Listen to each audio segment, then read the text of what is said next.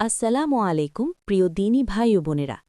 রমজানের দ্বিতীয় ১০ দিন হল মাগফিরাতের দিন, গুনাহ মাফের দিন, ক্ষমা পাওয়ার দিন। কিন্তু আফসোসের বিষয় হল আমরা অনেকেই এমন কিছু ভুল করে ফেলি যার কারণে আমাদের রোজা কবুল নাও হতে পারে। আজকের ভিডিওতে জানব মাগফিরাতের এই ১০ দিনে কোন কাজগুলো একদমই করা যাবে না, কোন ভুলের কারণেই রোজার সাওয়াব নষ্ট হয়ে যায়। ভিডিওটি শেষ পর্যন্ত দেখুন, হতে পারে আজকের এই কথাগুলো আপনার আখিরাত বাঁচিয়ে দেবে। মাগফিরাতের ১০ দিনের গুরুত্ব। রাসূলুল্লাহ সাল্লাল্লাহু আলাইহি ওয়াসাল্লাম বলেছেন, রমজান এমন এক মাস যার শুরু রহমত, মাঝখান মাগফিরাত আর শেষাংশ জাহান্নাম থেকে মুক্তি। মাগফিরাত মানে শুধু মাফ না, বরং আল্লাহর বিশেষ ক্ষমা ও দয়া লাভের সুবর্ণ সুযোগ। এই সময়ে আমরা যদি গুনাহে লিপ্ত থাকি তাহলে কিভাবে আল্লাহর কাছে ক্ষমা চাইব? মাগফিরাতের ১০ দিনে যেসব কাজ ভুলেও করবেন না। ১. গীবত করা, কারো নামে পিছনে খারাপ কথা বলা। এটি এত ভয়ঙ্কর গুনাহ যে কুরআনে এটাকে মৃত ভাইয়ের গোশত খাওয়ার সাথে তুলনা করা হয়েছে। আপনি রোজা রেখে সারাদিন না খেয়ে থাকলেন কিন্তু কারো বদনাম করলেন, তাহলে সেই রোজা শুধু ক্ষুধা ও পিপাসা ছাড়া কিছুই নয়। ২.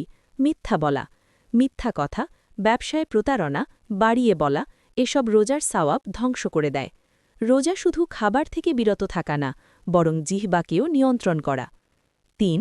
নামাজে অবহেলা, অনেকে রোজা রাখেন কিন্তু নামাজ পড়েন না। এটা বড় ভুল।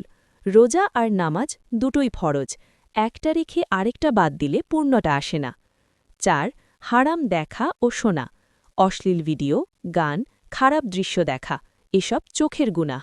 রমজানে শয়তান বন্দী থাকে, কিন্তু আমাদের নফস যদি নিয়ন্ত্রণে না থাকে তাহলে রোজার নূর নষ্ট হয়ে যায়। ৫. রাগ ও ঝগড়া করা, রোজা রেখে ঝগড়া করা, গালাগালি করা, এগুলো রোজার আদবের বিরুদ্ধে। রাসূল সাল্লাল্লাহু আলাইহি ওয়াসাল্লাম বলেছেন, কেউ ঝগড়া করতে চাইলে বলবে, আমি রোজাদার। ৬. সুদ ও হারাম উপার্জন, সুদ খাওয়া, ঘুষ নেওয়া, হারাম পথে আয়, এসব থাকলে ইবাদতের বরকত কমে যায়। মাগফিরাত চাইলে আগে হারাম থেকে তওবা করতে হবে। ৭. সময় নষ্ট করা, রমজানের এই মূল্যবান সময় টিকটক, ফেসবুক, অপ্রয়োজনীয় আড্ডায় নষ্ট করলে আপনি নিজেই নিজের ক্ষতি করছেন। এই সময়টা কোরআন, জিকির, দোয়া, ইস্তেগফারে ব্যয় করুন। তাহলে কি করবেন? বেশি বেশি আস্তাগফিরুল্লাহ পড়ুন, তাহাজ্জুদ নামাজ আদায় করুন, কোরআন তেলাওয়াত করুন, দান সদকা করুন, আন্তরিকভাবে তওবা করুন। মনে রাখবেন, মাগফিরাতের এই ১০ দিন হয়তো জীবনের শেষ সুযোগও হতে পারে। প্রিয় ভাই ও বোনেরা, আমরা জানি না আগামী রমজান পাব কিনা।